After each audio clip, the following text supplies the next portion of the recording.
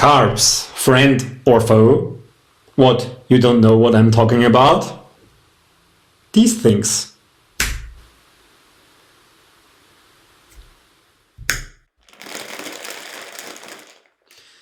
Is she here?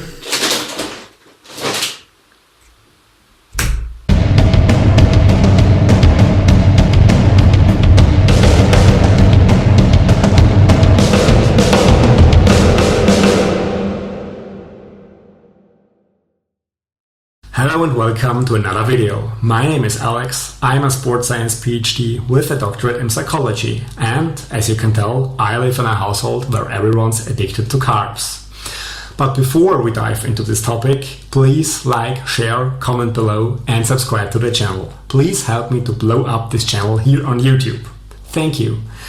What's more, you know, I am the author of the fitness blog Turn. You can find it on turnphysique.com. And my channel as well as my blog are science-based, so you can find all the references and information you might be looking for in the according articles on the blog. And yes, before you wonder, I have a new microphone and I sound much clearer now. The thing is, I already had it before. I was just too stupid to find the right settings. I thought I was recording with this new mic. However, I was using the bad quality laptop microphone, so sorry for that, and now enjoy the best sound possible. Your body is a car and your muscles are its fuel tanks. This means that your muscles and your body run on glycogen. And glycogen is actually sugar, converted glucose. And glucose comes from carbs. So believe it or not, carbs are sugars. More or less complex sugars. So if you ingest carbs, they are broken down during digestion into very small pieces, so-called simple sugars. And these simple sugars are absorbed into your bloodstream as glucose. And once this happens, your body releases insulin because it wants to clear the blood glucose. And once this happens, your body has three options what to do with this blood glucose. First, it can burn off the glucose as immediate energy supply. For instance, when you step on the gas and your car needs to drive faster because you are exercising, your body needs energy, and if there is glucose in the blood, it will use what's immediately available. Second, blood glucose can be converted into glycogen and stored in your muscles as energy supplies for later. However, your muscles are not infinite, and at some point your body cannot store any more glycogen. So what else can it do? Third, it can convert excess blood glucose into fatty acids and store them in your body fat stores. This is the moment when carbs can make you fat. However, if you have big muscles and strong muscles and need a lot of glycogen because you are emptying these glycogen stores on a regular basis due to heavy lifting, your body will resynthesize glycogen before it converts the remainder into body fat. So training and having big muscles prevents getting fat. Nice, isn't it? So where's the irrational fear of eating carbs and getting fat actually coming from?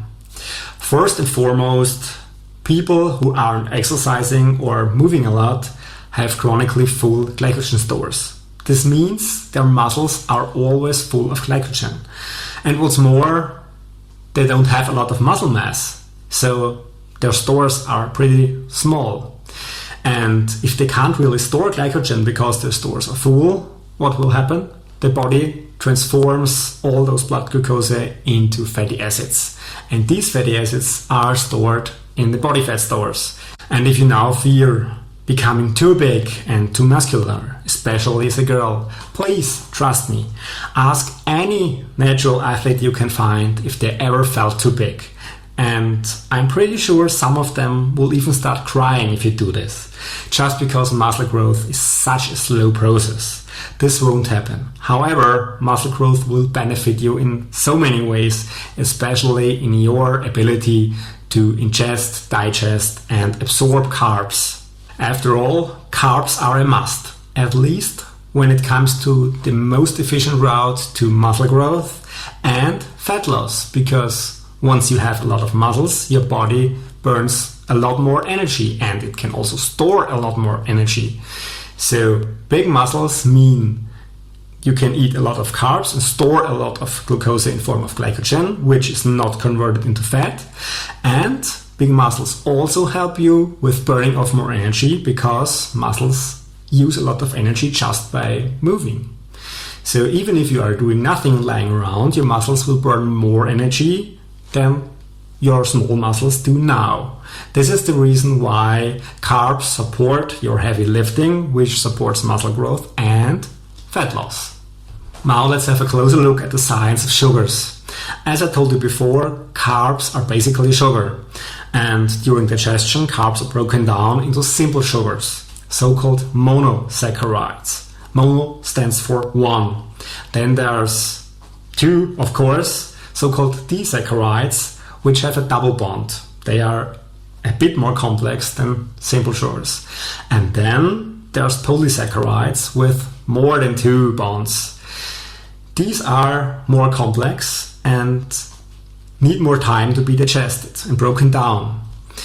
So if you have veggies, they are very complex sugars, and they also have a lot of fiber, which your body really can't digest. So your body needs a lot of time to break down those veggies into simple sugars, compared to, for instance, some orange juice or a chocolate bar. If you bite into your chocolate bar and let your stomach acid do what it can best, it will be digested very quickly, because those sugars aren't very complex, so they are almost immediately taken up into your bloodstream. When this happens, your body spikes insulin, of course. So because some sugars or simple sugars are absorbed so quickly, they are called high glycemic, which means they have a huge impact on your blood sugar levels and your insulin. On the other hand, we have low glycemic foods such as veggies, which are digested very slowly. They don't really spike your blood insulin and your blood glucose. Sugar is the bad boy among carbs, and you know it. However, why is that? Sugar is bad because it's high glycemic. It spikes your insulin levels very harshly, and your blood glucose levels, of course. Insulin has the task to clear your bloodstream of blood glucose. However, once there is a rush of blood glucose, which you achieve by just eating simple sugars, your body releases a lot of insulin, and insulin does a pretty good job. So it clears your bloodstream of all the nutrients and does a much too perfect job, because then you end up with low levels of blood sugar below your actual baseline. And if you ever have experienced hypoglycemia, you might know that the thing that happens is you get cravings, you get hunger. So there's a vicious circle of eating sugar, insulin clearing your bloodstream, and getting hungry. This doesn't really happen when there is no huge insulin spike. So this is why you'll not actually get cravings or more hunger from eating veggies. However, chocolate, potato chips, and other sweet stuff is going to do exactly that. There is a very harsh spike in insulin, and your body just reacts by making you hungry and hungry again. What's more, when you are in such a state of hypoglycemia, where your blood sugar levels are below baseline, your body also releases cortisol. Cortisol is your body's major stress hormone. And one of the functions of cortisol are to release stored energy. This means your body actually releases more of its stored energy into your bloodstream in form of glucose. And this means your body gets sugar and even more sugar because you're hungry and you are eating again. This hyperglycemia leads to even more insulin spikes and insulin clearing your bloodstream. And this goes on and on and on until you're fat. When it comes to insulin, there are also some older scientific papers and reports that state that there is a potential to gain fat even when you are in a deficit. I'm not so sure about that, considering that the energy balance equation works pretty well. Yet, let's keep that in mind. Another problem of sugar are its addictive properties. Sugar triggers your reward system and gives you a little dopamine shot. However, in a clinical sense, sugar can't really make you addicted, because addiction always means there is some kind of suffering under withdrawal. So if you're addicted to alcohol and it's withdrawn from you, it can even kill you. Sugar withdrawal, on the other hand, not so sure if that can kill you. I also don't say that you shouldn't eat sugar or leave it out completely. You can have sugar, but in moderation and in relation to your muscles and glycogen stores. So where can you find sugar? Which products are problematic? There are some obvious products. Of course, there's chocolate and there are sweets. However, when I started bodybuilding, I didn't know that pastries were problematic. Pastries contain a lot of sugar and a lot of flour, and this flour is actually digested rather quickly and more or less sugar. And that's also why white bread is such a problem, or bread in general. Bread is digested very, very quickly and actually high glycemic. Yes, there are some types of bread that are a bit slower in digestion, but more or less all breads contain sugar because they are carb loaded. So if you can, avoid bread and pastries. I know a lot of people love bread and eat bread on a daily basis, but trust me, once you cut out bread or just have it on occasion, for instance on weekends, you will be lean in no time. Trust me on this one. Cut out bread, cut out pastries, concentrate on veggies and things that are lower in the glycemic index, which means that they are digested a lot slower. So this means that you should avoid flour products. Flour is just milled grains, and these are actually digested rather quickly and broken down into simple sugars. So you're actually ingesting just sugar. Yes, there are whole grain products, but in my experience and in my country, most of these products are just normal flour products with some whole grains sprinkled on top. So there's not much of a difference. And yes, this also means that healthy cereals are not really healthy. Cereals make you fat.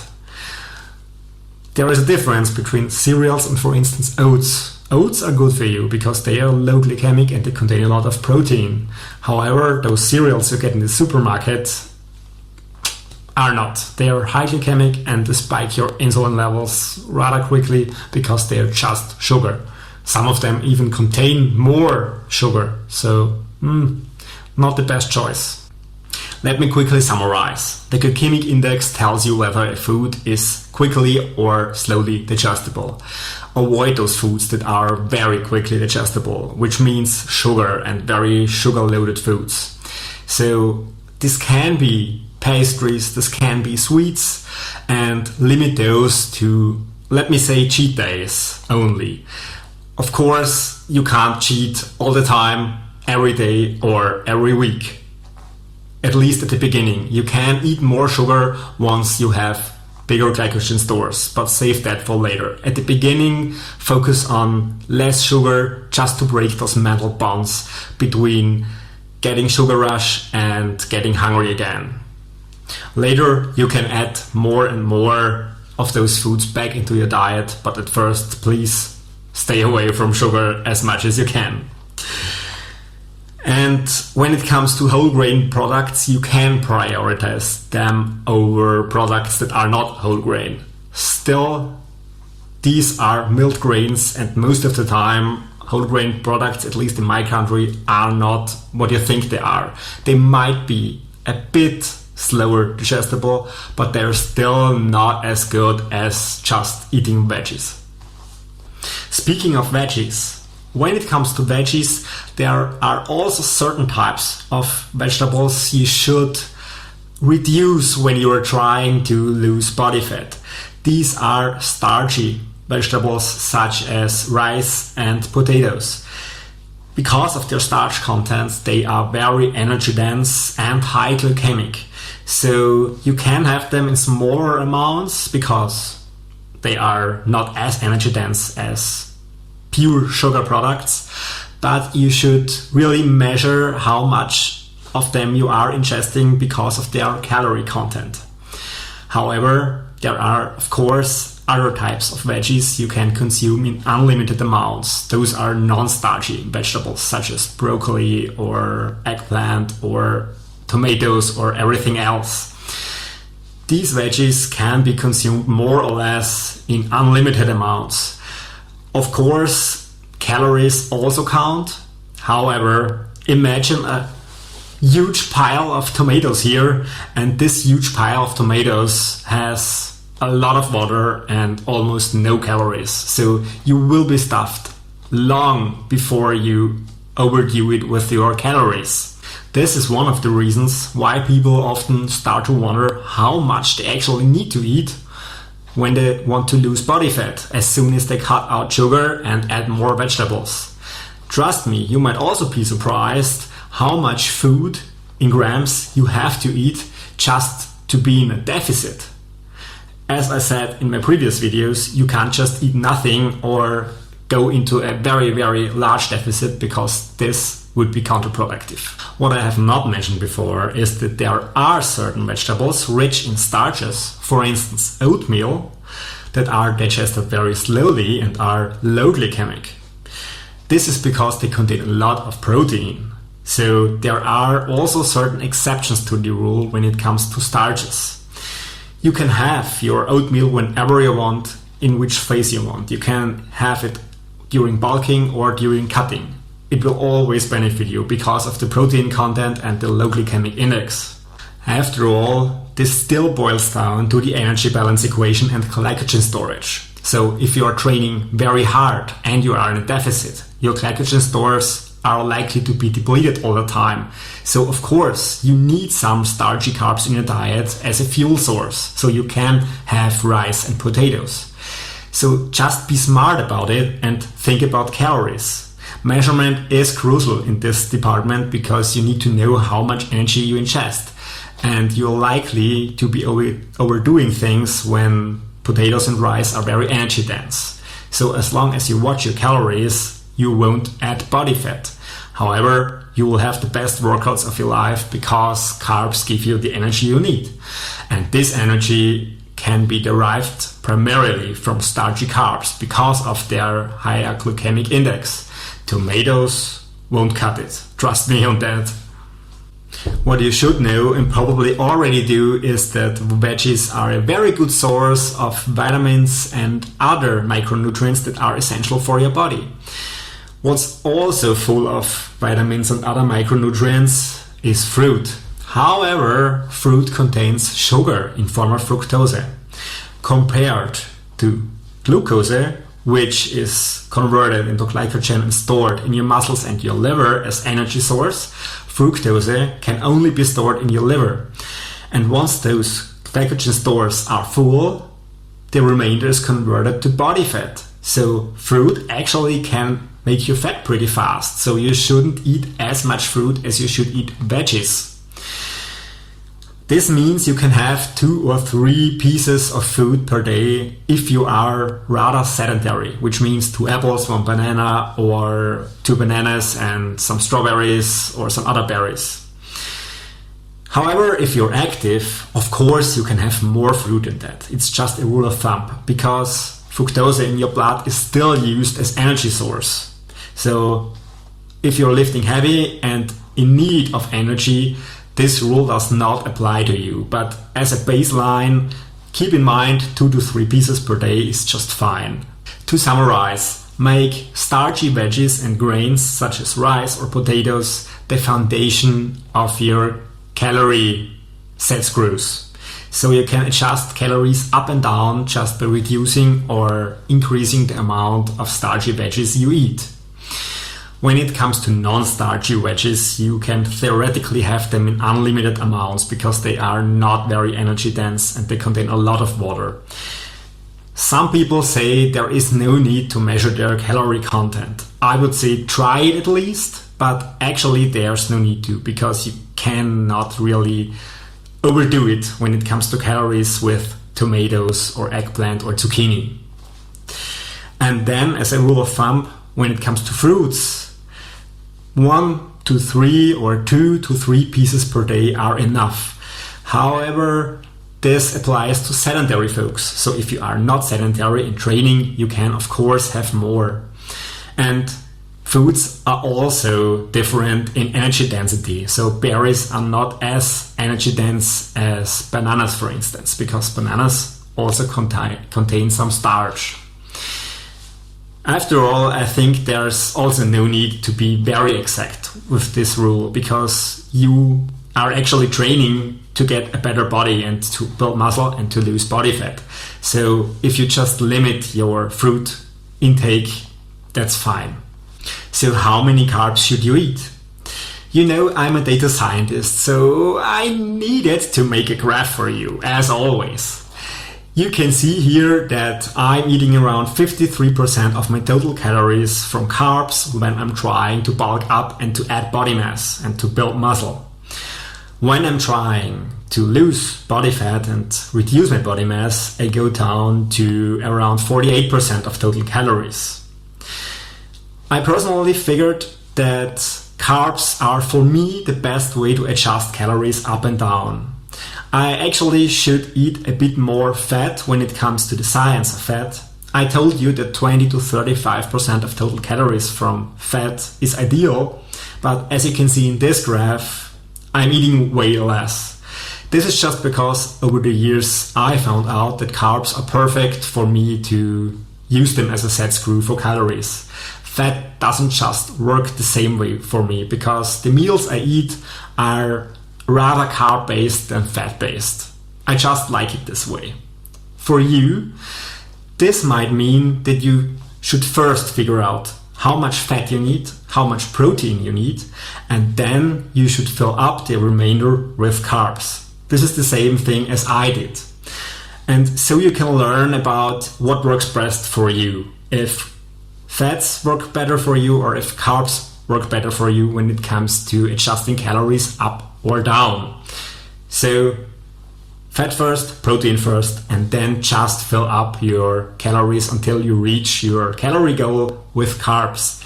This is how you come up with the right number of carbs. And that's it. 3 articles full of science condensed into one video so that you can most efficiently transform your body. Thank you so much for watching. I hope you had as much fun as I had. Please help me and support this channel. Leave a like, comment below, share this video, and subscribe to the channel. Help me blow this channel up here on YouTube. Can we get several hundred likes on this video? Thank you so much. Can you hear my war drums? See ya!